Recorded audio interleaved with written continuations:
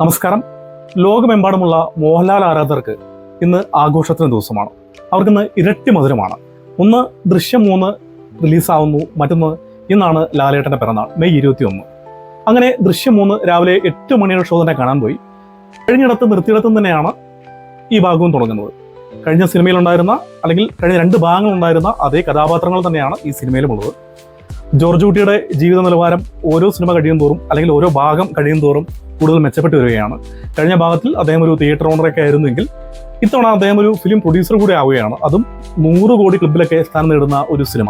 ആ സിനിമയുടെ പേരും ദൃശ്യം എന്ന് തന്നെയാണ്. സ്വന്തം ജീവിതാനുഭവം തന്നെ കഴിഞ്ഞ ഭാഗത്ത് അദ്ദേഹം ഒരു തിരക്കഥയാക്കാൻ ശ്രമിച്ചിരുന്നെങ്കിൽ ഈ തവണ അത് സിനിമയാക്കി റിലീസ് ചെയ്യിച്ച് 100 കോടി ക്ലബിലൊക്കെ കയറുന്ന ഒരു പ്രൊഡ്യൂസറൊക്കെ ആവുകയാണ്. ഇത്തരത്തിൽ ജീവിത നിലവാരം മെച്ചപ്പെടുന്നുണ്ടെങ്കിലും ജോർജ് കുട്ടിയുടെ ആകുലതകൾ അവസാനിക്കുന്നില്ല. അദ്ദേഹം ചെയ്ത ആ തെറ്റ് അല്ലെങ്കിൽ അദ്ദേഹം എന്താണോ മറച്ചു വെക്കാൻ ശ്രമിച്ചത് അത് അദ്ദേഹത്തിനെ ഇപ്പോഴും വേട്ടയാടിക്കൊണ്ട് തന്നെ ഇരിക്കുകയാണ്. കഴിഞ്ഞ 2 ഭാഗങ്ങളുമായി ജോർജ് കുട്ടി ആരെയൊക്കെ തൻ്റെ സ്വാർത്ഥലാഭത്തിന് വേണ്ടി, തൻ്റെ നിലനിൽപ്പിന് വേണ്ടി അല്ലെങ്കിൽ പ്രതിരോധത്തിന് വേണ്ടി, ഇങ്ങനെ ഏത് തരത്തിലാണെങ്കിലും ഉപയോഗിച്ചിരുന്നവരോടെല്ലാം തിരിച്ചുള്ള പ്രതികാരവും ജോർജ് കുട്ടിക്ക് ഈ ഭാഗത്തിൽ നേരിടേണ്ടി വരുന്നുണ്ട്. അങ്ങനെ ശത്രുക്കളെ നേരെ കൂടുകയാണ്. ഇവിടെ എല്ലാം ലക്ഷ്യം ജോർജ് കുട്ടിയുടെ യഥാർത്ഥത്തിലുള്ള മുഖം വിളിച്ചു കൊണ്ടുവരിക എന്നുള്ളതാണ്. അപ്പോൾ ഇവരോടെല്ലാം ജോർജ് കുട്ടി എങ്ങനെ ഇതിനെല്ലാം ഇങ്ങനെ പൊരുത്തി നിൽക്കുന്നു എന്നൊക്കെയാണ് സിനിമയുടെ വിഷയം എന്ന് പറയുന്നത്.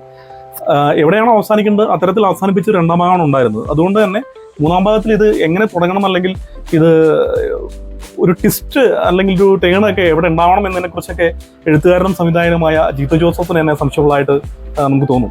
സെക്കൻഡ് ഹാഫ് മുതലാണ് ഒരല്പമെങ്കിലും നമ്മളെ പ്രസിപ്പിക്കുന്ന രംഗങ്ങൾ ഉണ്ടാകുന്നത്.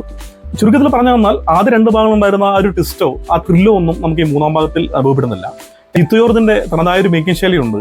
അദ്ദേഹം നന്നായി തിരക്കഥ ചെയ്യുമെങ്കിലും അദ്ദേഹത്തിന്റെ ഫ്രെയിംസും ഷോട്ട്സും ഒക്കെ നമുക്ക് ചിലപ്പോഴെങ്കിലും ഒരു സീരിയൽ കാണുന്ന ഒരു ഫീൽ ഉണ്ടാകും.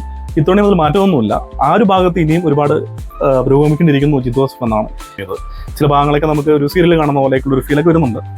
അങ്ങനെ ഒരു ശരാശരി നിലവാരത്തിൽ പോകുന്ന സിനിമ ക്ലൈമാക്സിനോട് അടുപ്പിച്ച് അവസാനിപ്പിക്കാൻ ശ്രമിക്കുന്നത് ഇത് അവസാന ഭാഗമാണ്. ഈ ദൃശ്യത്തിനൊരു 4ാം ഭാഗം ഉണ്ടാവില്ല എന്ന തരത്തിലാണ് സിനിമ അവസാനിപ്പിക്കാൻ ശ്രമിക്കുന്നതെങ്കിലും ടെയിൽ എൻഡിൽ ഇനിയും ഒരു ആവർത്തനം ഉണ്ടാവാനുള്ള സാധ്യത കാണുന്നുണ്ട്.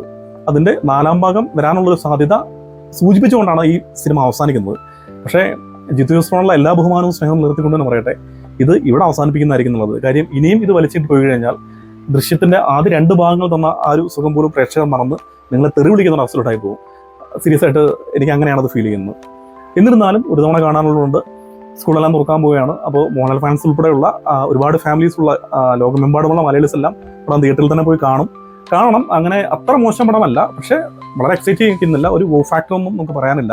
അത് 2 ഭാഗങ്ങളിലെ പോലുള്ള ഒഴുക്കുള്ള കഥയോ മറ്റോ ഒന്നുമല്ല. അതിൽ ലാഗും ഒരൽപ്പം വിരസതയൊക്കെ തോന്നുന്ന ഒരുപാട് സീനും സന്ദർഭങ്ങളൊക്കെ സിനിമയിലുണ്ട്.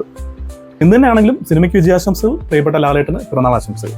ഇനിയും എൻ്റെ പേജ് ഫോളോ ചെയ്യാത്ത ആളാണ് നിങ്ങളെങ്കിൽ ഇപ്പോൾ തന്നെ ഫോളോ ചെയ്യുക, ഈ വീഡിയോ ഷെയർ ചെയ്യുക, ഇത് കൂടുതൽ ആളുകളോട്ട് എത്തിക്കുക. ഇത്തരത്തിലുള്ള വ്യത്യസ്തങ്ങളായ കണ്ടന്റുകൾ അവതരിപ്പിക്കുന്ന ഒരു പേജാണ് എൻ്റേത്.